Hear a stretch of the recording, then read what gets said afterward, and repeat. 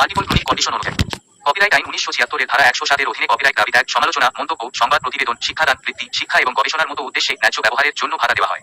ন্যায্য ব্যবহার কপিরাইট আইন দ্বারা অনুমোদিত একটি ব্যবহার যা অন্যথায় তো হ্যালো হোয়াটসঅ্যাপ গাইজ, তো কেমন আছো সবাই? আশা করি ভালো আছো, সুস্থ আছো এবং সুখে আছো। তো গাইজ আমি হলাম আকাশ আর তোমরা দেখছো লেটস কম্পেয়ার 2.0 ইউটিউব চ্যানেল। তো গাইজ আজকে যে টপিকটা সেটা কিন্তু তোমরা থাম্বনেল দেখেই বুঝে নিয়েছো যে আজকে আমরা কার সাথে কার ভার্সেস করবো। তাই আজকে কিন্তু আমাদের একজন সাবস্ক্রাইবার সৌনক ঘোষের কথাই কিন্তু আমরা এই ভিডিওটা নিয়ে এসেছি। তো গাইজ আজকে বেশি প্যাক না করে ছোট্ট একটা ইন্ট্রো দিয়ে চলো আমাদের ভিডিও শুরু করা যাক।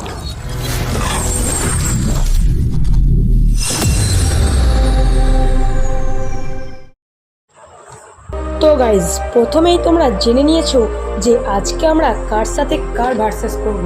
আজকে আমরা এই বিশ্বের দুটি জনপ্রিয় খেলা ক্রিকেট ও ফুটবলকে নিয়ে ভার্সেস করব। তো গাইজ আজকে আমরা বেশ কিছু প্রশ্ন করব। এই প্রশ্নগুলির মধ্যে যে বেশি প্রশ্নের উত্তর দেবে সে হবে আজকের ভিডিওর উইনার। তো গাইজ আজকে আমরা আমাদের প্রথম প্রশ্নটা হলো, কোন খেলায় কতগুলি দেশ যুক্ত আছে? তো গাইজ ফুটবল খেলায় মোট 200টিরও বেশি দেশ যুক্ত আছে, আর ক্রিকেট খেলায় মোট 12টি দেশ যুক্ত আছে। তো গাইজ এই পয়েন্টটা কিন্তু আমাদের ফুটবলই পেল।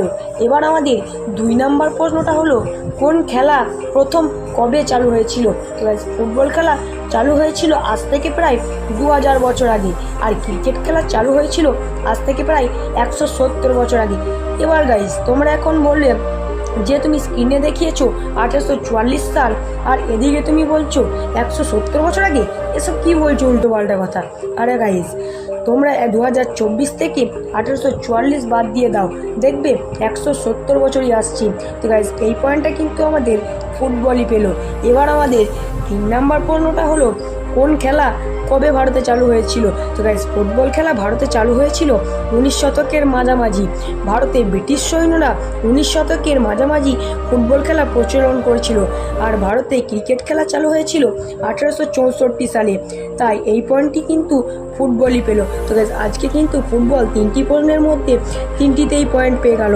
তাই আজকের ভিডিওতে আমাদের ফুটবলই উইনার। তো গাইজ আজকের ভিডিওতে এতটুকুই, দেখা হবে আবার পরের ভিডিওতে। তো গাইজ ভালো থেকো সবাই, টাটা বাই বাই।